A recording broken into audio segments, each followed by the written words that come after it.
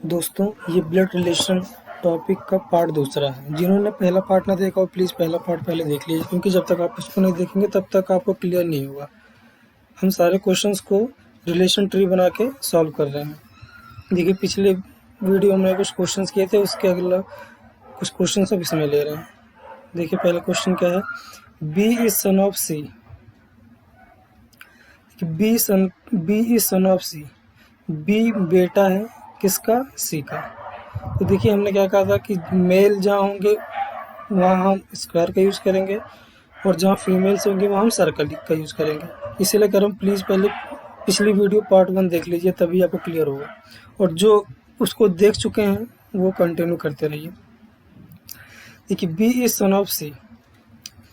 B बेटा है सी का, यानी बी बेटा है तो बी पे स्क्वायर। बेटा है किसका? सी का। तो सी के बारे में हमें कुछ पता है कि सी क्या है? नहीं पता। वो बी सी जो है बी की मम्मी है कि बी के पापा हैं, क्या हमें नहीं पता। तो सी को हम एज इट इज लिखेंगे बिना किसी। जैसे यहाँ आ गया हमारा सी। ठीक है, ये 2 जनरेशन की बात हो रही है, इसलिए सी को हमने बी से ऊपर लिया। अगला क्या कह रहा है, but C is not mother of B. लेकिन सी बी की मम्मी नहीं है, तो इसका मतलब सी क्या है? बी के पापा होंगे। भाई, अगर बी सी का बेटा है और सी उसकी मम्मी नहीं है, तो इसका मतलब सी उसके पापा हैं। तो ये क्लियर होगा कि सी उसके पापा हैं। तो चलो सी को हम इसके अंदर ले लेते हैं।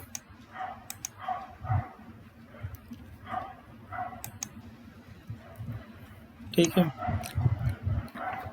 उसके बाद क्या कह रहा है, A and C are married couples. यानी ए और सी मैरिड, यानी ए और सी मियाँ बीवी हैं। तो सी अगर पापा है तो ए कौन होगी? बी की मम्मी होंगी। तो लेडीज़ के लिए या फीमेल के लिए हम सर्कल का यूज़ करते हैं। लीजिए, सर्कल हमने ले लिया। ये क्या है? सी। सॉरी,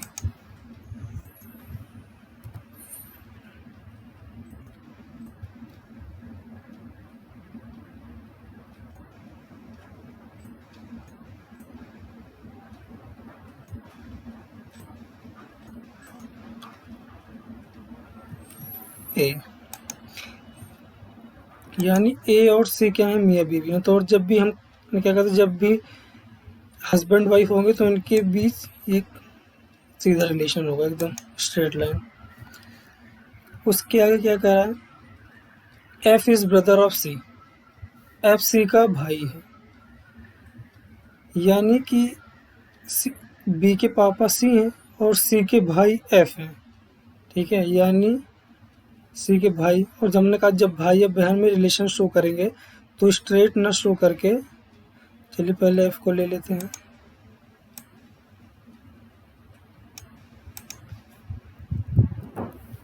एफ ब्रदर है सी के। तो जब भाई बहन को हम कैसे शो करते हैं? इस तरह से। ये हमने पिछली वीडियो में आपको सारी बातें बताई हैं। बस वही है कि जिन्होंने नहीं देखा वो प्लीज़ पहले पिछली वीडियो देख लेना ज़रूर। इसको कंटिन्यू रखिए और पिछला आप देख लेंगे तो आपको पूरा समझ आ जाएगा। ठीक है, पूरा हम ये क्या बना रहे हैं? रिलेशन ट्री बना रहे हैं। जैसे हमारा रिलेशन ट्री बन जाएगी, जितने 3 क्वेश्चन दिए हैं यहाँ पे, चाहे 3 हो चाहे 10 हो, सबके आंसर्स हम जल्दी जल्दी दे देंगे रिलेशन ट्री को देख के। आगे क्या कह रहा है, D is brother of E.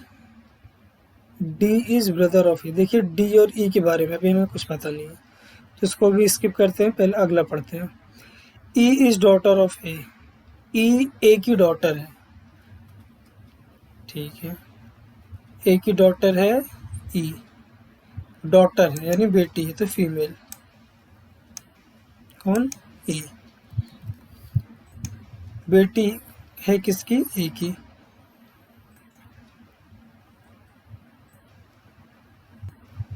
देखिए, ठीक है ना पूरा। उसके बाद क्या करा है, D is brother of A. D भाई है ई का। चलो, डी भाई है, डी का भाई, ये डी भाई है किसका? ई का।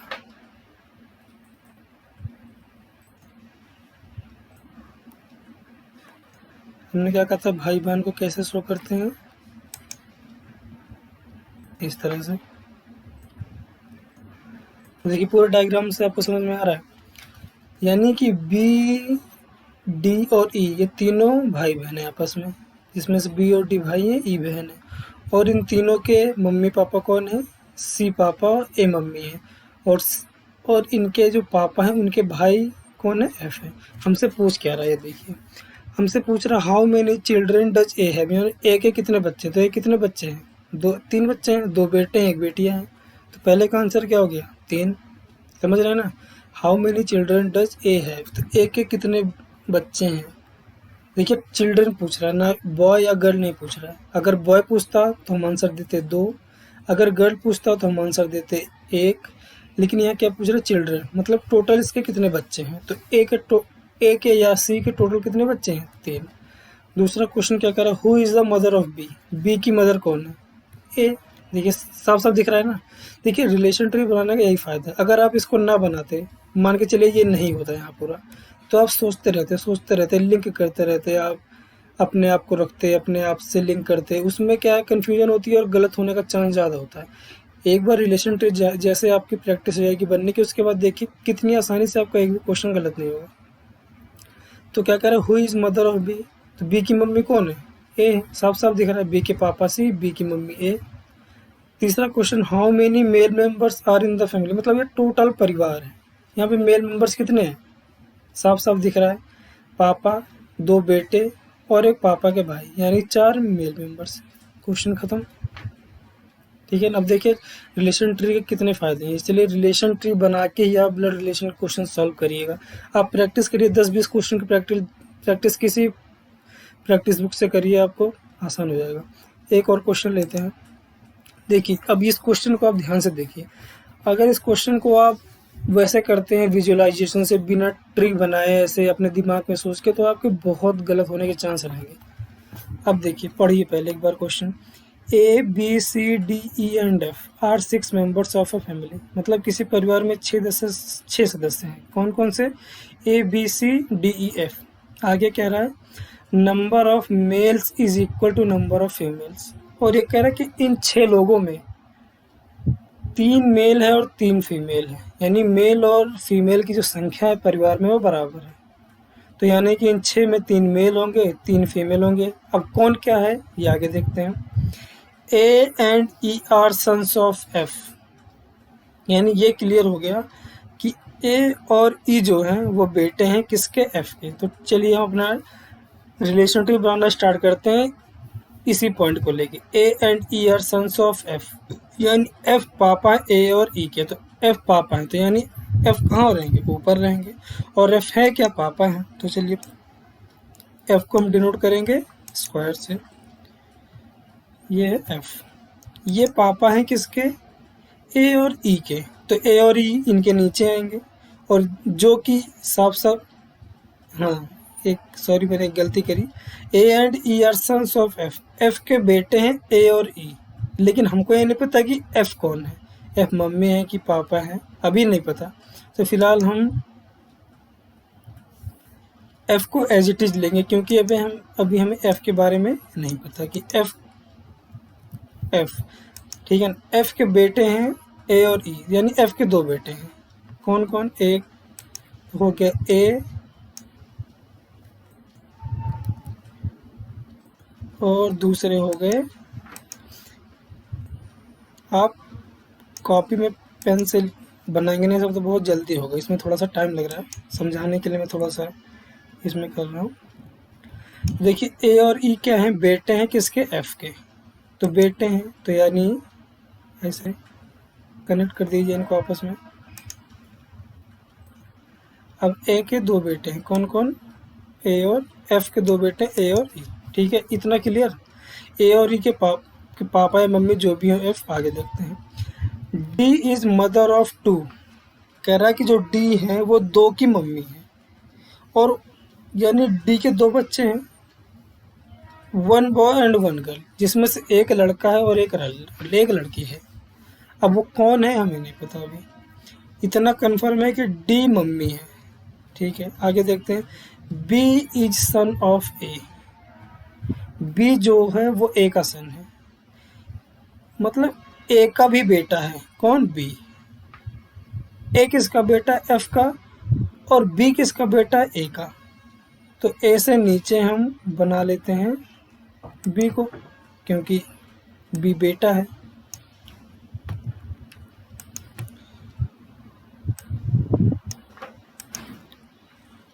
बी, तो बी सन है किसका? ए का। इनको आपस में कनेक्ट कर देते हैं। अब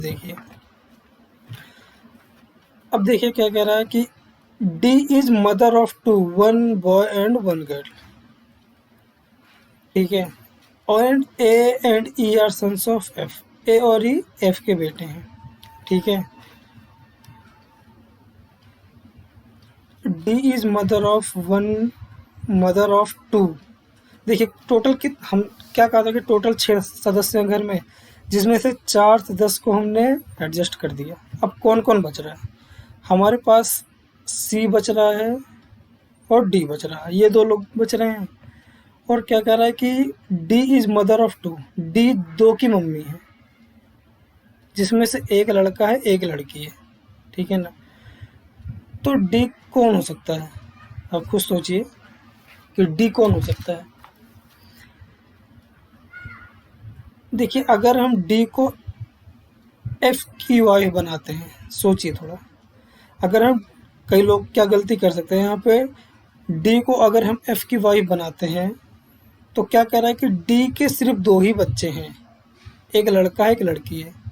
लेकिन अगर हम डी को एफ की वाइफ बनाते हैं तो इसके 2 बच्चे तो हैं, लेकिन दोनों लड़के हैं, दोनों लड़के हो रहे हैं, लेकिन हमको चाहिए कि एक लड़की है होनी चाहिए। तो यानी डी जो है एफ के साथ नहीं हो सकता। ठीक है। दूसरी चीज़, अगर हम ई के साथ डी को रखें, कि मान लेते हैं कि डी जो है ई की वाइफ है, तो भैया 5 लोग हो जाएंगे और एक बचेगा कौन? सी। तो यानी कि फिर तो डी के एक ही बच्चे होंगे अगर हम नीचे लेते हैं, तो ये भी पॉसिबिलिटी नहीं है। तो क्या पॉसिबिलिटी है? ये एक पॉसिबिलिटी है, क्योंकि अब ए का बेटा है बी। ठीक है। तो हमारे पास अब ए की पॉसिबिलिटी क्या है कि डी जो है ए की वाइफ है। अब देखिए हम पहले डी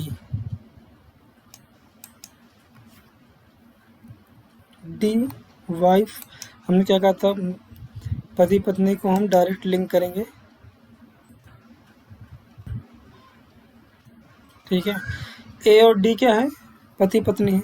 क्या करना है कि डी के 2 बच्चे हैं, एक लड़का एक लड़की। तो देखो ये दोनों मियाँ बीवी, इनका एक बच्चा बी, तो एक बच्चा तो हो गया, जो लड़का है एक लड़की होगी। तो लड़की को, अब हमारे पास यहाँ पे 5 लोग हो गए, एक कौन बच रहा है? सी बच रहा है, यानी सी जो है डी की बेटी है। चलिए हम सी को लेते हैं यहाँ पे, सी। देखिए आपको अभी थोड़ा सा अजीब सा लग रहा होगा या थोड़ा सा आपको टफ लग रहा होगा, लेकिन ऐसा नहीं है।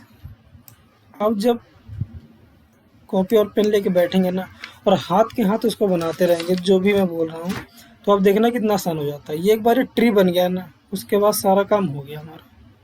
अब देखिए क्वेश्चन क्या पूछ रहा है। क्वेश्चन पूछ रहा है कि हाउ इज, मान लीजिए ट्री नहीं होता ना, अभी आप ये सोचते रहते कि मैं डी को किसके साथ रखूं, डी एफ की बीवी होगी कि ए की बीवी होगी कि ई की बीवी होगी। आप ये डिसाइड ही नहीं कर पाते। नहीं, एक बार बिना ट्री बनाए आप इसको सोच के देखिए, आपको बहुत टाइम लगेगा, लेकिन ट्री बन गया ना आराम से। अब आंसर आराम से देंगे। देखिए how is C related to A, C A से कैसे रिलेटेड है, यानी सी ए की क्या है? तो सी क्या है? बेटी है ए की, क्योंकि ए और डी मियाँ बीवी और ए और डी के 2 बच्चे हैं बी और सी। तो सी ए की क्या है? सी ए की बेटी है। काम खत्म, यही हमारा आंसर है। ठीक है ना। तो दोस्तों अब देखिए कि अभी हमने ये पजल फॉर्म वाले क्वेश्चंस लिए, पार्ट ए में भी और इस पार्ट बी में भी। अब हम जो अगला पार्ट, तीसरा पार्ट ले जाएंगे, उसमें हम पॉइंटिंग या इंडिकेटिंग फॉर्म में जो क्वेश्चंस आते हैं उनको देखेंगे। अब थोड़ा सा पार्ट 1, पार्ट 2 और पार्ट 3 तीनों देखिए और उसको बाकायदा लिखिए और एक नोट्स बनाइए। आप देखिए कि आपका लास्ट में पूरा क्लियर हो जाएगा ब्लड रिलेशन। ये रिलेशन ट्री बना के ही आप सॉल्व करना, मैं आपसे बार बार ये चीज़ कह रहा हूँ, वरना आप कन्फ्यूज होंगे, आपके क्वेश्चन गलत होने के बहुत चांस रहेंगे। तो ठीक है, हम इस वीडियो को यहीं एंड करते हैं। अगली वीडियो में एक कल या परसों 1-2 दिन में ला दूंगा, तो आप उसको भी ज़रूर देखिएगा, और तीनों देखने के बाद आप एनालाइज करना कि आपका ब्लड रिलेशन का ये टॉपिक कितने अच्छे से कंप्लीट हो गया। तो ठीक है, फिर इस चैनल को सब्सक्राइब करिए प्लीज़, और इसको शेयर करिए इस वीडियो को, ताकि और लोग भी इससे हेल्प ले सकें। Thank you very much.